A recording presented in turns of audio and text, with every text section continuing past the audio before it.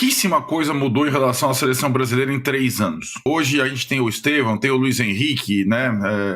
Na seleção passada, da última Copa, a gente tinha lá o Antony, o Rafinha jogava daquele lado, o Vinícius, o Martinelli, aí o Danilo coloca: não temos um 9, não temos um 10. Continuamos, não temos um 9, não temos um 10. Até 3 anos depois.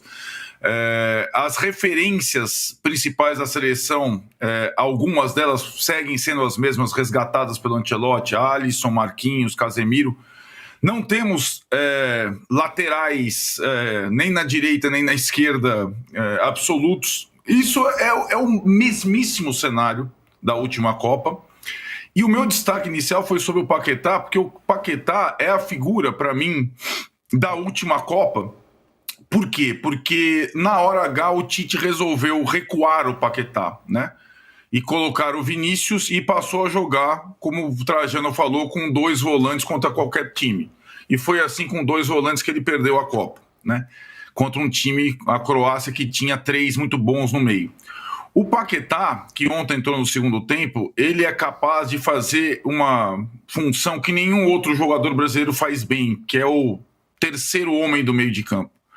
E é curioso, né, quando ele entra, como a seleção consegue jogar de uma forma mais... Eu tô ignorando o adversário, porque o adversário é desprezível mesmo. De uma forma mais coesa. Então ficou lá o Bruno, o Andrei, que tinha entrado no lugar do Casemiro, e o Paquetá, que joga no meio e na frente, no meio e na frente. Para mim foi o grande erro do Tite na Copa, foi tirar o Paquetá da posição dele. E o Ancelotti jogar com 3 no meio normalmente, 4 atacantes. Então o Brasil continua tendo 2 formas de jogar. Uma com o Paquetá, podendo fazer o triângulo no meio, e a outra com 4 atacantes. O que mudou, para mim, essencialmente, em 3 anos? A referência. Isso pode ser o suficiente. Ela deixou de ser o Neymar e passou a ser o Ancelotti. Isso, para mim, é muito significativo. E o Neymar não estar no campo ontem foi uma decisão, para mim, corajosa do treinador da seleção, que, na minha opinião, nenhum brasileiro teria a audácia de fazer. Não convocar o Neymar para um jogo no Maracanã, que o Juca descreveu tão bem, sendo que o Neymar não está contundido e está jogando no futebol brasileiro, né? Ele não chamou o Neymar porque ele não quis. Na visão dele, o Neymar ainda não está 100%, e pelo que ele elenca de condições para um atleta estar 100%, talvez o Neymar nunca esteja 100%. Então essa é uma situação nova. E acho que a referência ter mudado, a referência principal da seleção ser agora um treinador estrangeiro com estofo, é um bom sinal. Esse é o bom sinal.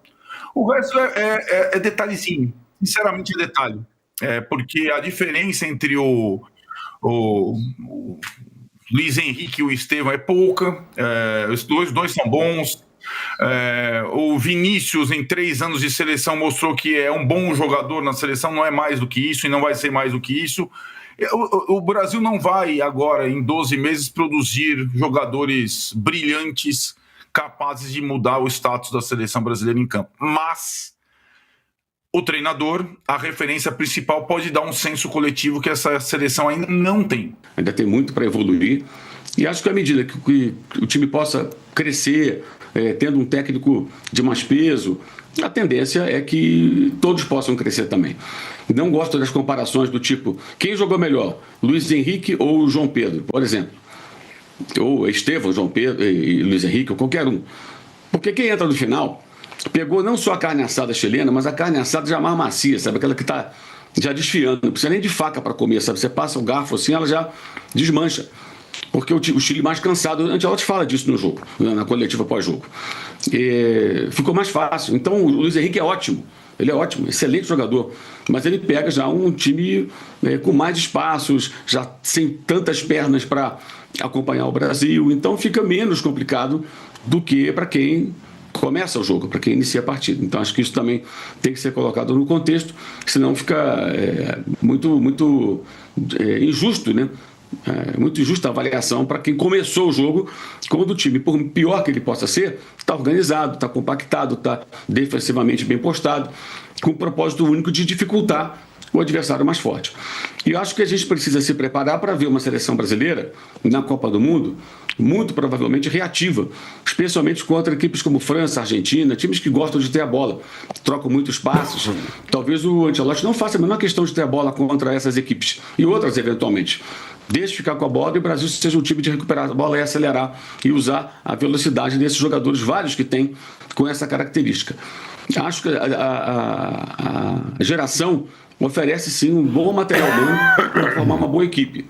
E jovem, tanto que ontem, apesar de 4 jogadores com 30 anos ou mais, o Brasil tinha uma média de idade de 26,8, que não é uma média muito alta. Poderia ser mais baixa se no lugar desses 4 trintões, digamos assim, tivesse jogadores um pouco mais novos. Então, acho que é um cenário bem interessante. Não creio que o Brasil chegue à Copa do Mundo como favorito, mas acho que vai competir. E talvez não ganhe a Copa, mas possa sair com uma base de uma seleção realmente com potencial para ser forte mesmo na outra Copa. Mas vai disputar essa, acho que vai brigar, vai tentar ir o mais longe possível. Na minha cabeça, olhando o jogo todo, os 90 e tralá minutos que a gente jogou de futebol ontem, o jogo foi uma demolição. Uma demolição. O Chile construiu um muro gigante no primeiro tempo, e um muro que estava cheio de fôlego ali, firme e forte.